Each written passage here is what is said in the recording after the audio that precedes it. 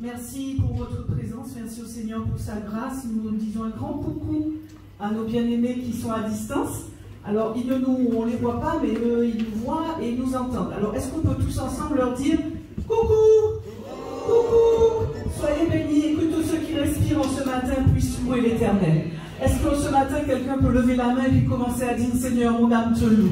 Je te bénis, je te loue parce que tu es Dieu. Et que malgré tout, malgré les circonstances de la vie, malgré ce que je vois, malgré ce que j'entends, je continuerai à dire que tu es Dieu. Je continuerai à te louer. Je continuerai à t'adorer. Je continuerai à te servir. Je continuerai à me réjouir en l'Éternel. Est-ce qu'il y a quelqu'un ce matin qui peut acclamer l'Éternel de toute sa force, de toute son âme? Il béni soit l'Éternel. Et si en plus tu as la force de te mettre debout, alors on t'invite à te mettre debout avec nous. Et toi qui es à la maison, tu peux aussi te mettre debout. Il n'y a pas de problème. Pousse les meubles, pousse les chaises et commence à louer ton Dieu en ce matin.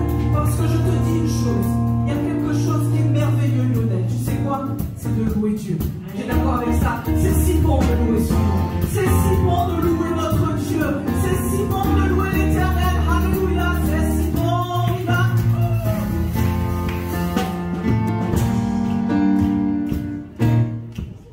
C'est si bon de louer son nom, de chanter des louanges de gloire à son saint nom, de proclamer sa fidélité chaque jour infiniment.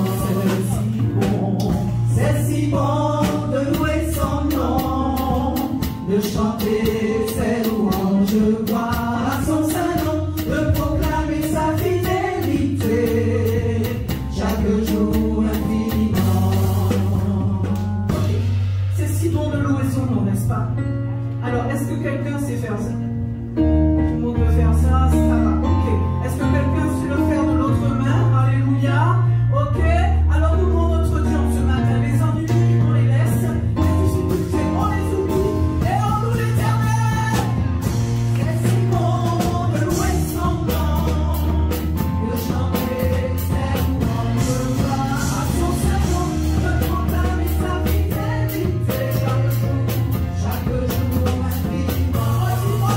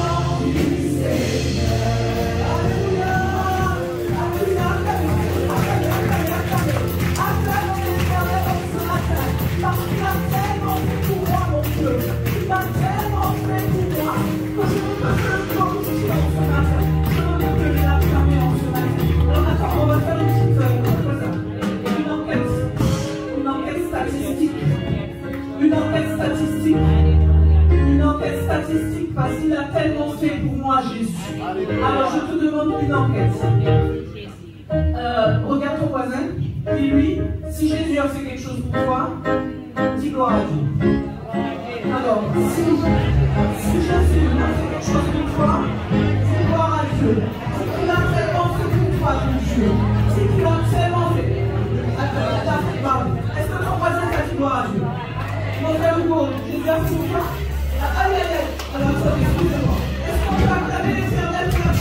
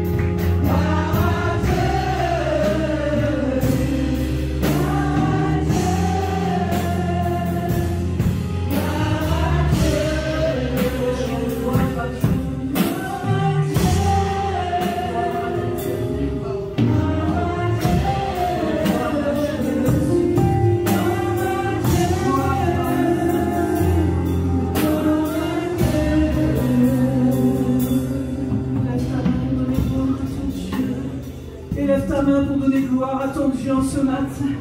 Oh, dis-lui avec tes mots combien il est grand, ton Dieu. Alléluia. Dis-lui combien tu l'aimes. Dis-lui combien tu es reconnaissant et reconnaissante. Parce que si ce n'avait été sa grâce, son intervention dans ta vie, où serais-tu aujourd'hui? Où serions-nous aujourd'hui? Lorsque tous ensemble on peut lever nos mains, simplement pour dire merci. Et toi, la maison, laisse la main et dire merci, Seigneur. Merci parce que si je suis vivant, c'est parce que tu me fais grâce, éternel. Si mes péchés ont pu être pardonnés, c'est parce que tu me fais grâce. Si je peux venir devant toi pour élever ton nom, alléluia.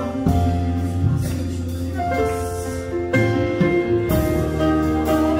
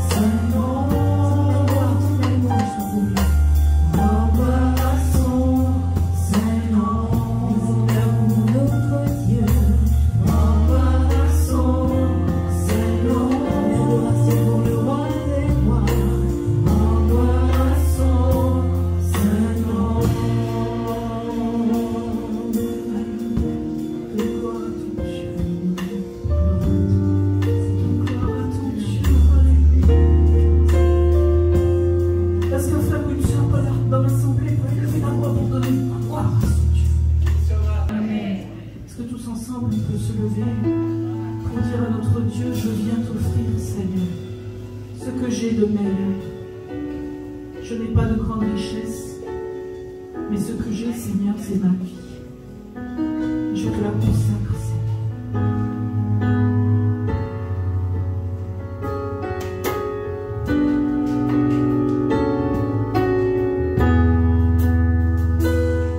Je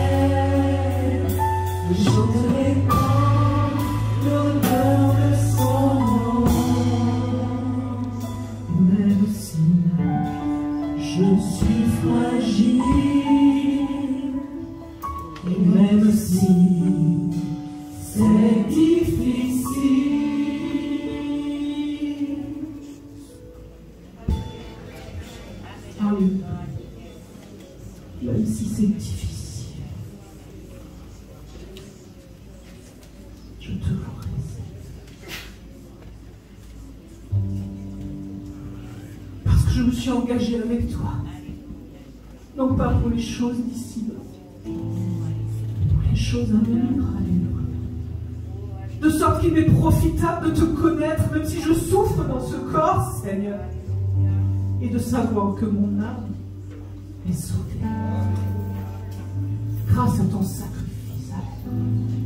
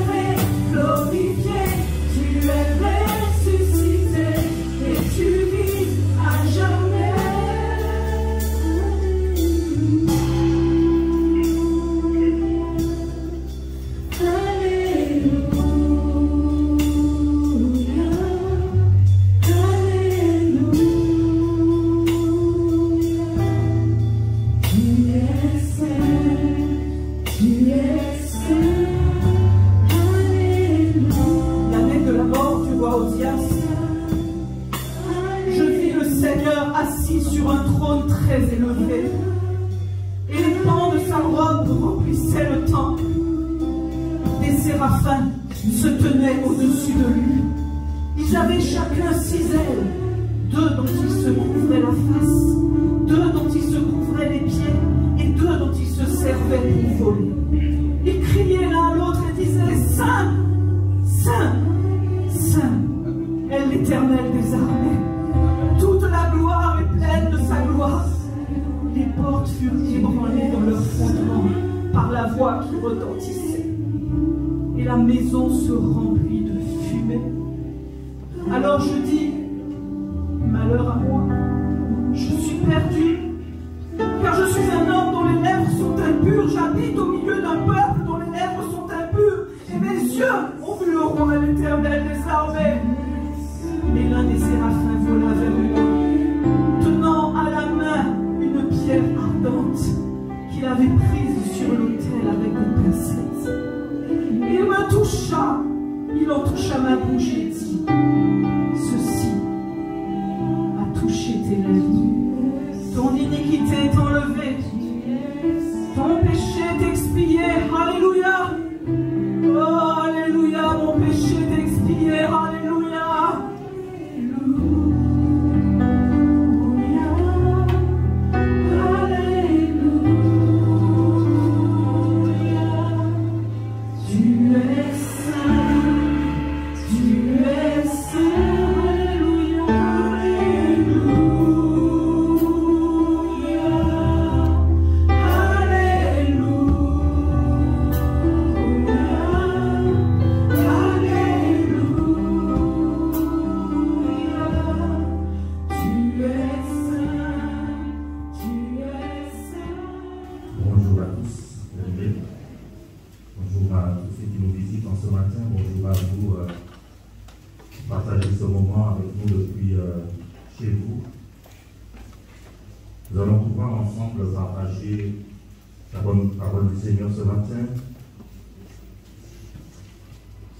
N'oublions pas que Jésus lui-même nous a dit que l'homme ne vivra pas de pain seulement, mais de toute parole qui sort de la bouche de Dieu.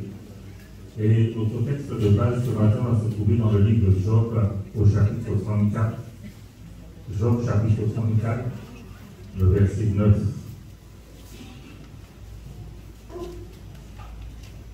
Nous allons méditer sur ce verset ce matin. Job chapitre 34 au verset 9.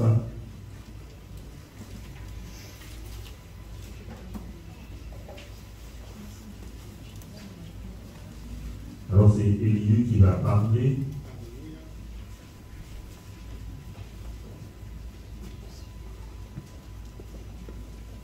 Alors Élie va dire, n'a-t-il pas dit lui-même, en parlant de Job, n'a-t-il pas dit lui-même, l'homme ne gagne rien à vouloir plaire à Dieu. L'homme ne gagne rien à vouloir plaire à Dieu. Notre traduction dit, il est inutile à l'homme de mettre son plaisir en Dieu. Il est inutile à l'homme de mettre son plaisir en Dieu. Et Job, nous connaissons Job. Job est décrit comme étant un homme intègre et droit. Un homme qui craint Dieu, un homme qui reconnaît l'autorité de Dieu, un homme qui aime Dieu, un homme qui se soumet à l'autorité de Dieu, un homme qui se détourne du mal. Et on pourrait se poser cette question, mais comment une telle parole a pu sortir de la bouche de Job? Comment Job a pu faire une telle déclaration? Job dit, il est inutile de mettre à l'homme de mettre son plaisir en Dieu. Et Job est décrit également comme un homme très prospère, financièrement, matériellement. Sa famille était unie. Et on va dire que Job a su transmettre à ses enfants une bonne éducation en sorte qu'il y avait cette unité et cet esprit de partage entre eux. Et tout cela, la prospérité de Job, sa famille unie, on va dire que tout cela était le résultat d'années de travail, d'années de persévérance, d'années de courage. Cela était le résultat aussi de sa sagesse et de son intelligence, parce qu'on ne devient pas immensément riche sans sagesse, sans intelligence. On va dire aussi que c'était le résultat de sa consécration à Dieu, de son attachement à Dieu, de son amour pour Dieu, de son amitié avec Dieu. Et ce que ce texte aussi nous apprend, c'est qu'à un moment donné, Job avait mis son plaisir en Dieu. Il avait mis sa joie en Dieu. Est-ce que tu es là avec moi, ça? Et lorsqu'on parle de plaisir, la définition du dictionnaire nous dit que le plaisir, c'est un état de contentement.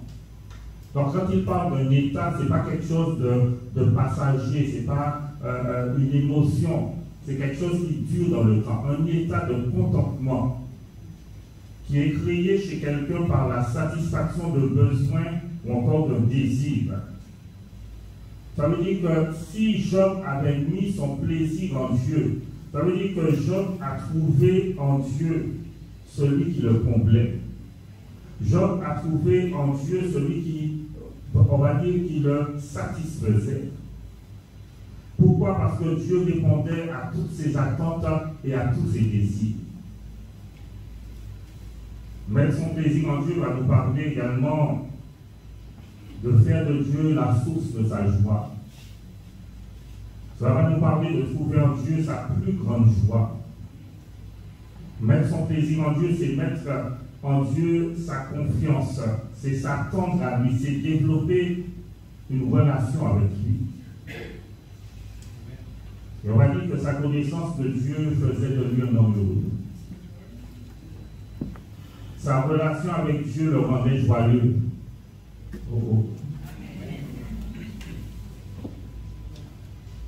Il est parlé de mettre sa joie en Dieu. Ça veut dire qu'à un moment donné, Job, dans sa marche, dans son cheminement, il a pris la décision. Il a dit, je vais mettre ma joie en Dieu. Je vais mettre mon plaisir en Dieu. Je vais trouver en Dieu mon bonheur. Je vais trouver en Dieu ma joie. Parce que vous savez, il y a beaucoup de choses qui apportent de la joie, n'est-ce pas? Différentes choses ici-bas peuvent nous apporter de la joie.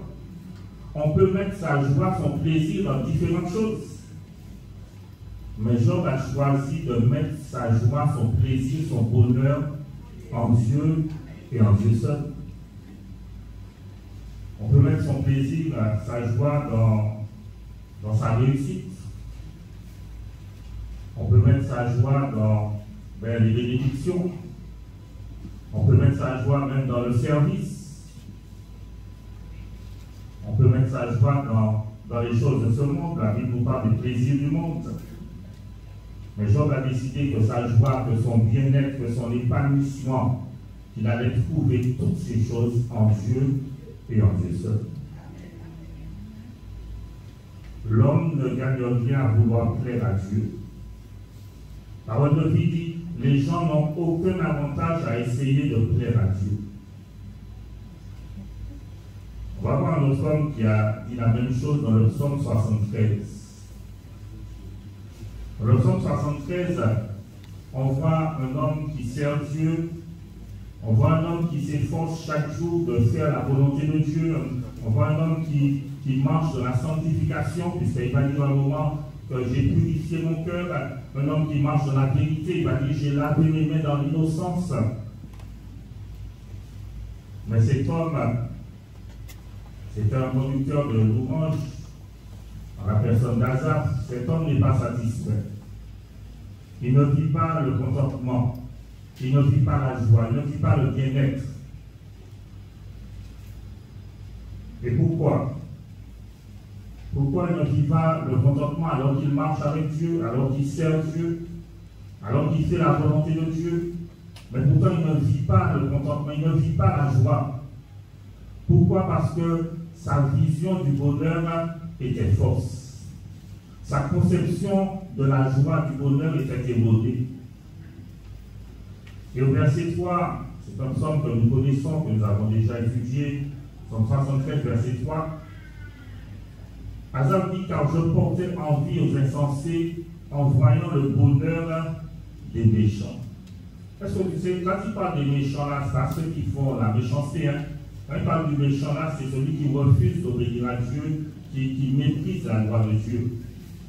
Il parle du bonheur du méchant. Est-ce que tu sais que les méchants, ceux qui n'obéissent pas à Dieu, ils connaissent le bonheur. C'est vrai, c'est pas vrai. Ils connaissent le bonheur, ils connaissent la joie, ils connaissent une certaine satisfaction. Mais ce qui est avec le bonheur du méchant, c'est que c'est un bonheur qui prend fin ici-bas. Mais le bonheur que le juste va connaître, c'est un bonheur qui va l'accompagner jusque dans la vie éternelle. Donc il dit, je regardais le bonheur du méchant. Et c'est quoi le bonheur du méchant? Lorsqu'on lit le psaume, on voit que le bonheur du méchant, c'est qu'il n'a pas de restriction. Je fais ce que je veux. Ce qui me passe par la tête, ce que j'ai envie de faire. Mais le verset 7 pour moi.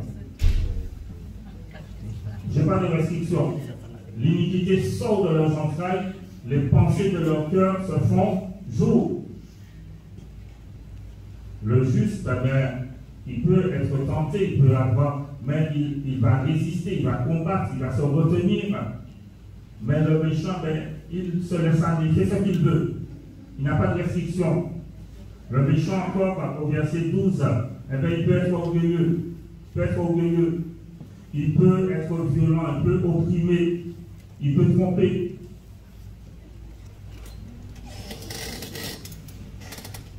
Et au verset 13, Asaph va faire cette déclaration.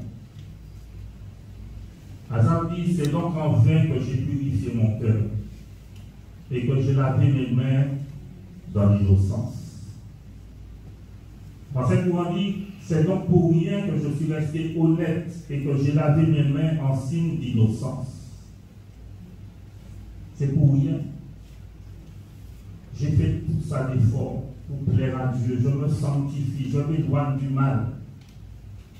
Mais ça ne sert à rien. J'ai fait tout ça pour rien. Et comme Job, on voit un homme qui a fait tout pour plaire à Dieu, pour avoir son approbation. Mais ce qu'il vit va le pousser à considérer comme inutile de faire des efforts et de faire tant de sacrifices.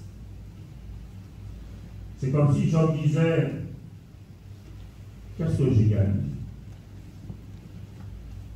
Qu'est-ce que j'ai gagné à chercher à plaire à Dieu, à chercher à me détourner du mal, à craindre, à me soumettre à la volonté de Dieu? Qu'est-ce que j'ai gagné? Et nous qui connaissons l'histoire de Job, qu'est-ce qu'il a gagné? Il a tout perdu.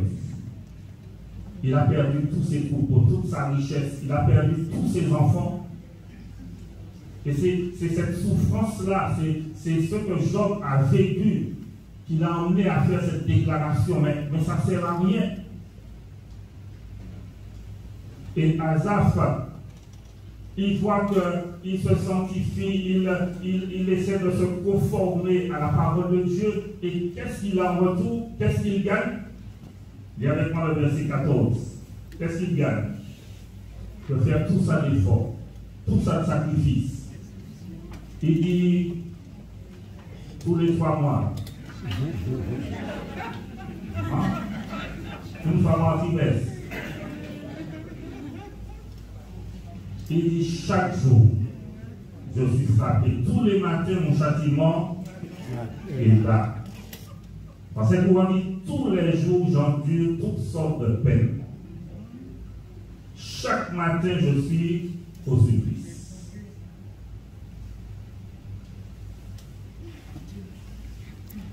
Et loin de connaître le bonheur, loin de connaître la joie, l'épanouissement, on voit un homme qui est écrit.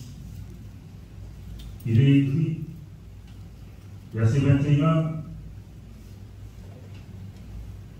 lorsque mon cœur s'aigrissait, que je me sentais percé dans les entrailles. Ce me dit oui quand j'avais le cœur amer et tant que je me tourmentais. En ce moment, j'étais stupide, je n'y comprenais rien, comme une vraie bête de 23, verset 22. Donc il est écrit, et combien nous chrétiens, on est là, on s'efforce de faire la volonté de Dieu, on s'efforce de plaire à Dieu, et bien des fois, on ne connaît pas la joie, on ne connaît pas l'épanouissement, mais des fois, on est aigri, on est amer. Amen ou pas amen?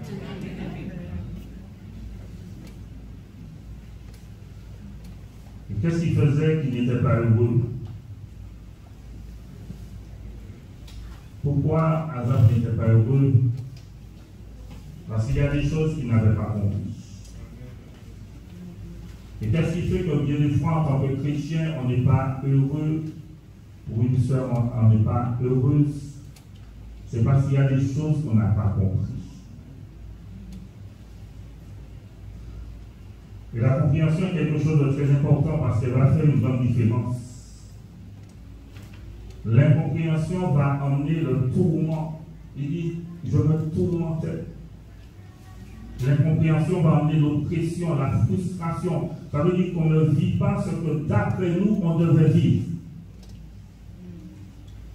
Parce que pour Azaph, en tant que juste, il devait être à l'aise financièrement, il ne devait pas avoir de casse-tête financier, il devait avoir la richesse. C'était ça sa conception du bonheur. Et comme il ne vit pas cela, il n'est pas bien. Pour Job, en tant que juste, il ne devait jamais connaître le malheur. Job a pensé que comme il fait la volonté de Dieu, comme il fait ce qui est agréable à Dieu, aucun malheur ne doit lui arriver.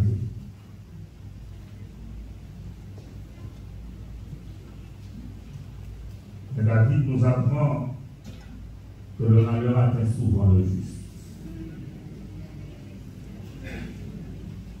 Vous savez, le manque de connaissance, le manque de compréhension des choses va faire que on va être tourmenté dans son esprit, on va être triste, malheureux, parce qu'on n'a pas compris. Et l'incompréhension va amener la tristesse, le découragement, même le doute. Souviens-toi de Jean le Baptiste. Jean le Baptiste, c'est cet homme qui a précédé le Seigneur Jésus, un grand homme de Dieu. Et Jean le Baptiste se retrouve en prison. Et au sein de sa prison, il envoie demander à Jésus, es-tu celui qui doit venir? Es-tu le Messie qu'on attendait? Ou bien est-ce qu'on doit attendre un autre? Parce que là, je ne comprends pas. Je ne comprends pas comment tu es là. Si c'est toi le Messie, comment tu n'as pas empêché que je me retrouve en prison? Et même que je sois en prison, je ne comprends pas que tu es là et tu ne viens pas me faire sortir de prison. Oh, oh. Il est dans l'incompréhension. Il dit à Jésus, es-tu celui qui doit venir? Si ce n'est pas toi, dis-nous, et puis on va attendre le Messie. Et pourtant, c'est lui qui a baptisé Jésus et qui a fait cette déclaration, qui a dit, celui sur qui l'Esprit est descendu sur la forme d'une colombe, le Père, Dieu m'a dit, c'est celui-là, le Messie.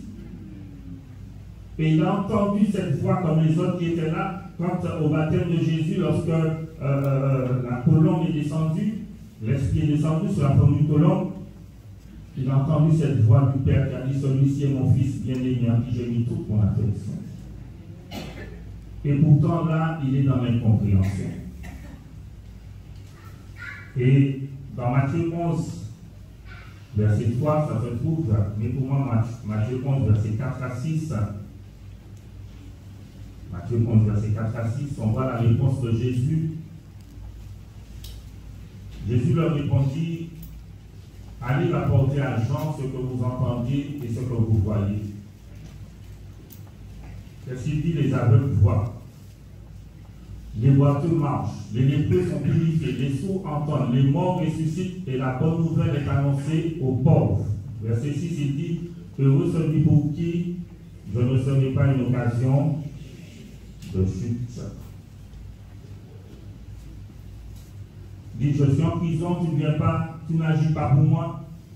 Mais Jésus lui dit, les aveugles voient, les sourds entendent, les morts sont ressuscités. En quelque part, il est en train de dire à Jean, même si je n'agis pas pour toi, j'agis. Oh oh. Ce n'est pas parce que je n'agis pas pour toi que je ne suis pas Dieu, je reste Dieu. Et là, Jean va devoir comprendre, bien aimé, que Jésus est souverain. Dieu est souverain. Et il dit au verset 6, heureux celui qui ne perdra pas confiance en moi. Parce que l'incompréhension, bien aimé, peut nous emmener à perdre confiance en Dieu. L'incompréhension peut nous emmener à dire comme Job, comme Asaph, il est inutile à l'homme de prendre plaisir en Dieu.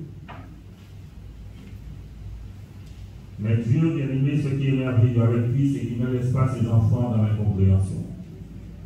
Il vient éclairer son enfant. Il vient nous éclairer.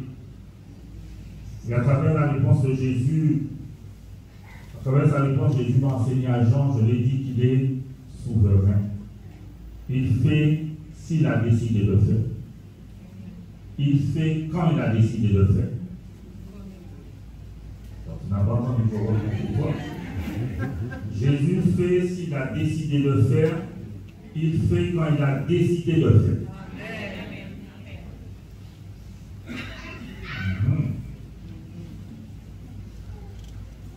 Et dans le cas où il ne fait pas, est-ce que je garde confiance en lui?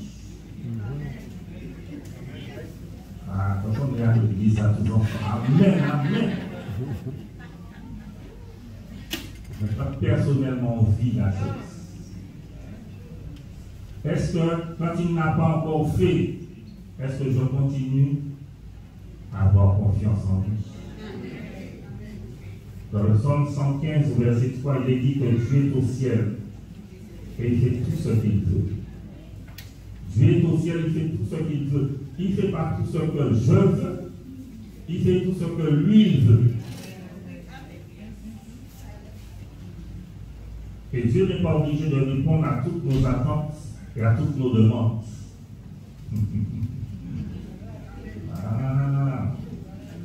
Dieu n'est pas obligé de répondre à toutes nos attentes et à toutes nos demandes. Seigneur, tu as dit, Seigneur, tu as promis, Seigneur, tu dois le faire.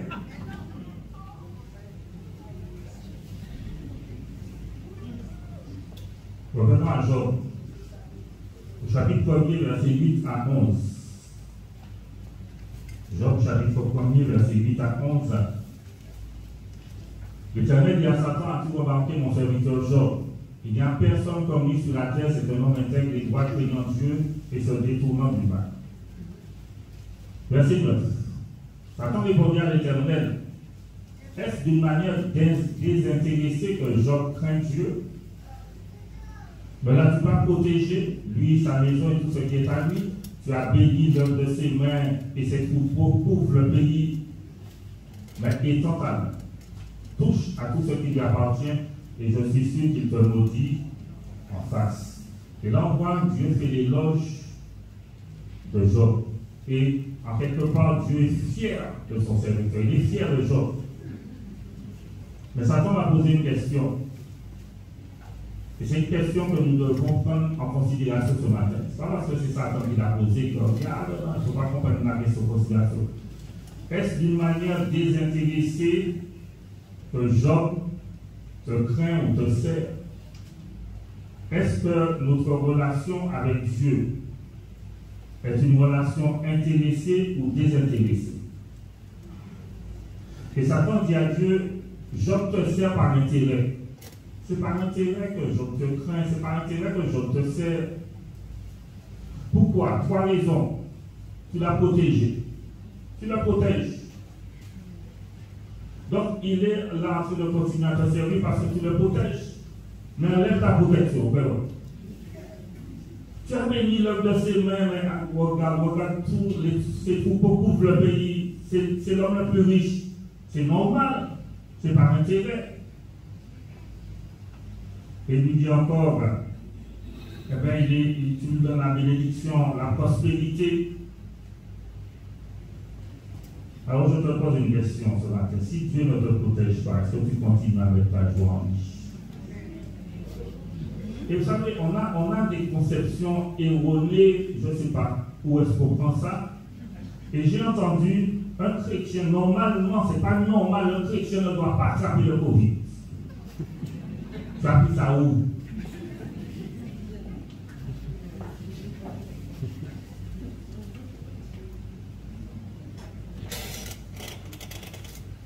Satan dit, ne le protège pas, tu vas voir. Tu vas voir que ce n'est pas intérêt. À partir du moment où tu vas enlever ta protection, je vais pratiquer ça. S'il ne te bénit pas, est-ce que tu continues? Si tu ne connais pas la prospérité, est-ce que tu continues? Et vous savez, il arrive dans la réalité humaine que nos relations soient des relations intéressées. Si quelqu'un peut m'apporter quelque chose, alors je cherche à avoir une relation avec cette personne. Et des fois, on dit, des fois pour rigoler, ou bien on dit, quand on voit quelqu'un qui cogne bien, cogne bon, on dit, on ne connaît pas, hein?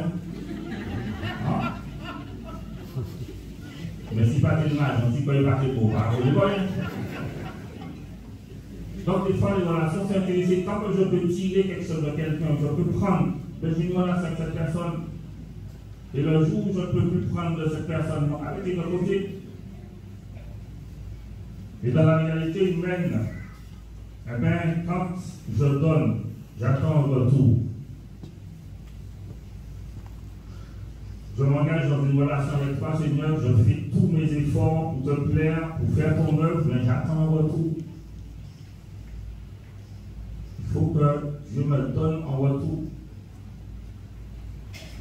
Matthieu chapitre 19, verset 27.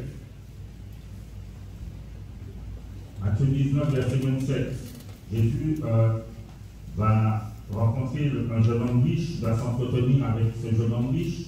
Ce jeune homme riche va lui dire, qu'est-ce que je dois faire pour avoir la vie éternelle? Et Jésus va lui dire, obéis au commandement. Il dit, oui, mais j'ai fait tout ça. Jésus va lui dire, vends tout ce que tu as.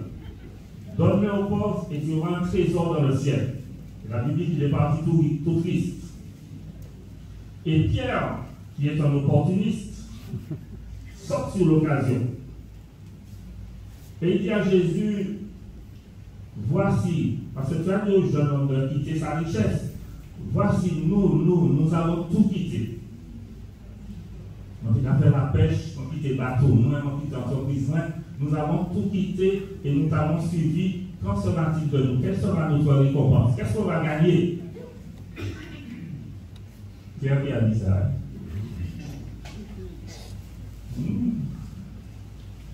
Voilà qu'il est encore charnel attaché aux choses d'ici-bas. Donc, il y a cette réalité humaine que lorsqu'on donne, on peut recevoir en retour et on exige même. C'est-à-dire qu'on peut avoir cette même relation avec Dieu. Sinon, je fais tous mes efforts, je fais tout, mais en retour, il faut que tu me donnes. Et on ne comprend pas qu'il ne donne pas en retour. Qu'il ne répond pas à toutes nos attentes et tous nos désirs. Psaume 73, verset 2, le psalmiste va dire, j'ai failli glisser, j'ai failli perdre la foi. J'ai failli me détourner de Dieu. Toutefois, mon pied allait glisser, allait fléchir, mais pas été sur le point de glisser. En quelque part, il dit là, je n'étais pas affermi, je n'étais pas fondé, je n'étais pas inébranlable. Qu'est-ce qui va nous emmener à être des chrétiens affermis? Des chrétiens, comme disait notre frère Didier Léon, des chrétiens matures. Ne plus être des enfants, mais être des hommes et des femmes mûres. Ce qui va nous donner d'être des hommes et des femmes mûres, d'être affermis, c'est lorsque je vais entrer dans la compréhension des choses. Lorsque je vais acquérir un certain nombre de connaissances. Et là, au verset 2, il dit, j'étais sur le point de perdre la foi. Au verset 26, il fait cette déclaration, ma chair et mon cœur peuvent se consumer, Dieu sera toujours le rocher de mon cœur et mon partage. En quelque part, il est en train de dire là, si mon cœur est établi sur ce rocher qui est Dieu, alors mon cœur est devenu inébranlable. Si ton cœur est établi sur ce rocher qui est Christ, qui est Dieu, ton cœur est inébranlable. Qu'est-ce qu'il a compris rapidement? Verset 23. À ce moment, il est rentré dans la réflexion. Verset 23, il dit, cependant, je suis toujours avec toi. Donc, il a compris que Dieu est toujours avec lui. Dieu ne l'a pas laissé. Dieu ne l'a pas abandonné. Dieu est celui qui ne nous abandonne jamais. Il dit, tu m'as saisi la main droite. Verset 24. Tu me conduiras par ton conseil, puis tu me recevras dans la gloire. Et on va à 3 étapes. Dieu qui nous saisit. Paul dit, j'ai été saisi par Christ. Et chacun de nous avons été saisis par Dieu. Deuxième étape, Dieu nous conduit. Dieu nous conduit ici-bas. Il nous conduit des fois par des chemins qu'on n'aurait pas aimé prendre, des choses qu'on n'aurait pas aimé vivre. Mais quand il nous conduit, il nous donne toujours son conseil. Et là, il y a une espérance merveilleuse. Il dit, puis tu me recevras dans la gloire. Et au verset 25, on voit que son regard s'est détourné des choses de la terre. Et que maintenant, il regarde aux choses célestes. Il dit, quelle hôte ai-je au ciel que toi? Et sur la terre, je ne prends plaisir qu'en toi. Quelqu'un qui était aigri, mais quand il est entré dans la compréhension des choses, parce qu'il a vu qu'il était en train de porter en vie au bonheur du méchant, mais il a vu que c'était un bonheur qui était éphémère, qui ne durait pas longtemps. Et il a réalisé que le bonheur du juste, c'est un bonheur qui va l'accompagner jusque dans l'éternité. Il a dit, dans le ciel, je ne prends plaisir qu'en toi. Je prends plaisir en Dieu. Et vous savez, on va prendre plaisir en Dieu, on aura de la joie en Dieu, du bonheur en Dieu, à partir du moment où on va rentrer dans la compréhension des choses. Cherchez premièrement le royaume de Dieu et sa justice, et toutes ces choses vous seront données par-dessus. Lorsqu'on va arrêter de se tracasser l'esprit bien-aimé pour chercher les choses d'ici-bas, et qu'on va se focaliser sur les choses de Dieu, on va vivre le bonheur, et on va voir que tout ce dont on désire, tout ce dont on aspire, nous seront donnés.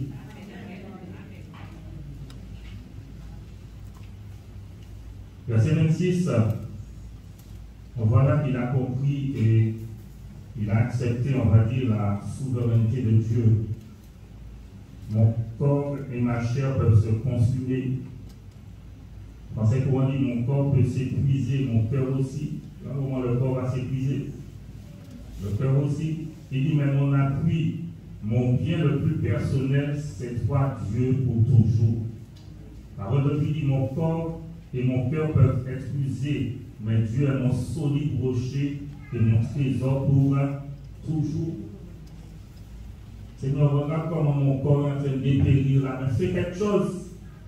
Mais il dit, c'est pas grave, le corps peut dépérir s'il est. Je garde confiance en Dieu et ma joie, je la place toujours en Dieu. Amen, amen, amen. Verset 28 pour terminer. Je t'invite à lire tout le psaume à la maison quand tu vas rentrer.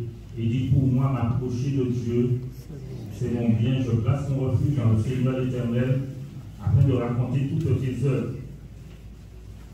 D'autres traductions disent, pour moi, mon bonheur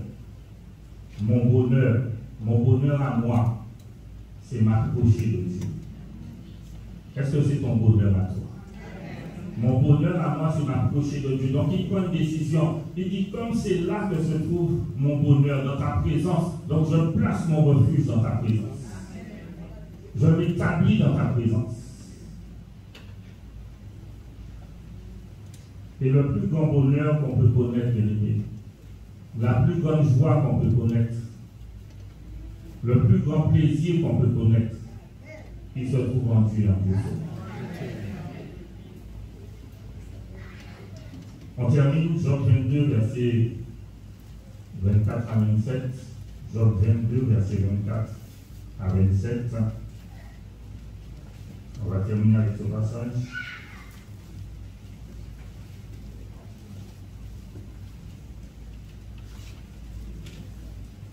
Verset 24. Qu'est-ce qu'il dit? Jette l'or, où ça? Non, pas jeter l'or. Jette l'or dans la poussière. L'or d'Ophir parmi les cailloux des torrents. Et qu'est-ce qu'il dit? Et le Tout-Puissant sera ton or, ton argent, ta richesse. Alors tu feras du Tout-Puissant tes délices, tu élèveras vers Dieu ta face. Tu le prieras et il t'exaucera et tu accompliras tes vœux. On peut lire aussi le verset 28, à tes résolutions répondra le succès, sur tes sentiers brillera la lumière. Ce qui est précieux pour toi, jette-le dans la poussière. Dieu doit être celui qui est le plus précieux pour toi. Dieu doit être la source de ta joie, la source de ton bonheur. Il est inutile de mettre son plaisir en Dieu, on répond quoi? On répond quoi? C'est faux. C'est faux. Que gagne l'homme à mettre son plaisir en Dieu? L'homme gagne, il a tout à gagner. Et nous comprenons que Job et Asaph, c'est la souffrance du moment qui les a emmenés à parler ainsi. Et nous, bien des fois, dans la souffrance de notre moment, dans notre moment de souffrance, la souffrance peut nous emmener à parler ainsi. Mais parler ainsi, c'est être insensé. Seigneur, je souffre, le moment est difficile, le moment est terrible, mais tu restes la source de ma joie. Tu restes celui qui est le plus précieux pour moi. Et on a chanté un petit chant tout à l'heure, et j'ai oublié les paroles, qui parlaient de bonheur. Est-ce que ça disait? Je viens te dire, Seigneur, que tu es tout mon bonheur et que rien ne peut détruire notre bel avenir. Et même si je suis fragile, et même si c'est difficile, je chanterai gloire à l'Éternel. Tu as confessé ça tout à l'heure. Est-ce que tu as réalisé que tu as confessé ça? Amen. Merci Jésus. Mais maintenant, est-ce que tu veux le confesser? Dire, Seigneur, tu es tout mon bonheur. Je prends la décision de mettre mon plaisir en toi, de mettre ma joie en toi. Quel que soit ce que je vis, c'est toi mon bonheur. Alléluia. Nous allons prier et remercier le Seigneur. Alléluia. Oui, Éternel, nous bénissons ton nom et nous te glorifions, Père. Tu vois combien l'épreuve, combien la souffrance, combien le moment difficile peut emmener même un homme qui t'aime, Seigneur, à confesser des paroles qui sont insensées, Seigneur. Mais ce matin, nous voulons te dire merci pour ta parole. Car tu nous donnes de comprendre, Seigneur mon Dieu, que même si, Seigneur mon Dieu, oh Seigneur, tu ne nous donnes pas peut-être tout ce que notre cœur désire, tu ne réponds pas à toute notre attente, Seigneur mon Dieu, que tu restes Dieu.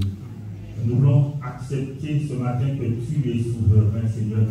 Et nous voulons, Seigneur, corriger toutes ces pensées erronées, toutes ces conceptions erronées que nous avons du bonheur, que nous avons même de toi, Seigneur, afin de pouvoir vivre cette joie, afin de pouvoir vivre cette plénitude, Seigneur, qu'il y a en toi, afin de pouvoir prendre plaisir en toi, vivre cette joie qu'il y a en toi, Seigneur. Ce matin, tu connais nos cœurs devant toi. Peut-être un cœur triste, peut-être un cœur découragé, peut-être un cœur amer devant toi ce matin. Mais je te prie, Seigneur mon Dieu, par la lumière de ta parole, par ton esprit qui est là pour nous éclairer, Seigneur, donne-nous d'entrer dans la compréhension des choses, Seigneur, que notre conception du bonheur puisse changer, que notre conception de toi puisse changer, Seigneur, afin que nous puissions vivre cette joie qu'il y a en toi, ce bonheur qu'il y a en toi, Seigneur. Oui, Seigneur, je le confesse ce matin pour moi. Et je voudrais qu'une personne puisse confesser aussi pour moi.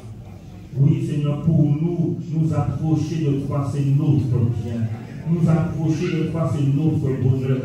Vivre dans ta présence, c'est là notre plus grande joie, Seigneur. Et nous voulons placer nous voulons que tu sois notre plus grand trésor, Seigneur, mon Dieu. Nous voulons que tu sois, mon Dieu, le sujet de notre plus grande joie éternelle. Oui, Seigneur, mon âme prend plaisir en toi ce matin. Et je veux chaque jour prendre plaisir en toi. Je veux chaque jour trouver ma joie, mon bonheur, mon réconfort, mon bien-être en toi et en toi seul, Seigneur. Merci, Père, de répondre ta grâce sur ton peuple ce matin. Merci de répondre ta bénédiction ce matin sur ton peuple. Merci de nous donner d'entrer dans la compréhension de ta parole, dans la compréhension de ta volonté, Seigneur, afin que nous ne puissions pas être comme Asaph, Seigneur mon Dieu, qui vivait comme un chrétien aigri, triste, découragé, mais que nous puissions vivre cette vie de joie et de bonheur que tu as réservé pour nous, Seigneur. À ton nom, nous voulons donner la gloire. Et nous voulons te dire un grand merci, Père, dans le nom de Jésus-Christ.